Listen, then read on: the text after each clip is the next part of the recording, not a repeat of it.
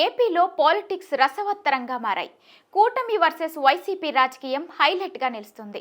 TDP, Janasena పార్టీలు రోజురోజుకి రాష్ట్రంలో మరింత బలాన్ని పెంచుకుంటున్నాయి. మరోవైపు వైసీపీ అధినేత మాజీ సీఎం జగన్ జనవరి నెలాఖరు నుండి జనంలోకి వచ్చేందుకు సిద్ధమవుతున్నారు. అయితే ఇక్కడే ఒక ప్రశ్న వైసీపీ క్యాడర్ను వేధిస్తోందట. అదేంటో తెలియాలంటే వాచ్ ది స్టోరీ. టీడీపీలో సీఎం చంద్రబాబు తర్వాత నారా లోకేష్ పార్టీ బాధ్యతలు చూసుకుంటున్నారు. జనసేనలో పవన్ కళ్యాణ్ తర్వాత నాదెండ్ల మనోహర్ పార్టీ కార్యకలాపాలు చూసుకుంటూ కార్యకర్తలకు అందుబాటులో ఉంటున్నారు.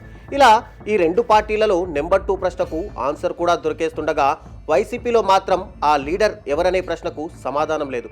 అధికారంలో ఉన్నంత వరకు జగన్ తర్వాత ఎవరంటే సజ్జల రామకృష్ణారెడ్డి, విజయసాయిరెడ్డి, వైవి సుబ్బారెడ్డి ఇలా పెద్ద జాబితానే ఉండేది.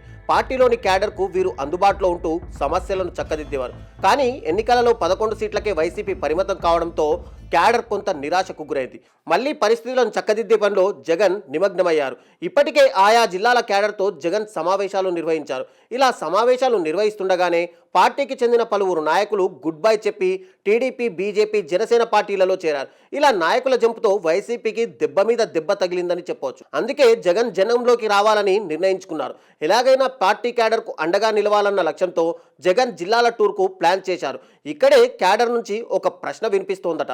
ప్రతి విషయాన్ని నేరుగా జగన్కు చెప్పుకునే పరిస్థితి లేకపోవడంతో పార్టీలో నెంబర్ 2 లీడర్ ఉంటే తమ సమస్యలు చెప్పుకునే వీలు ఉంటుందన్న అభిప్రాయం బాహాటంగానే కొందరు నేతలు అంటున్నారట.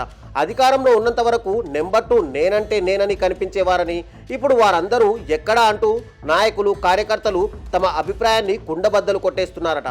టీడీపీ, జనసేన పార్టీలలో నెంబర్ 2కు దిగులు లేదని, వారే పార్టీ క్యాడర్కు అందుబాటులో ఉంటూ పరిస్థితిని చక్కదిద్దుతున్నారని, కానీ వైసీపీలో ఇప్పుడు నెంబర్ 2 ఎవరన్నది పెద్ద చర్చగా సాగుతుందని ఆ పార్టీ వర్గాలే అంటున్నాయి.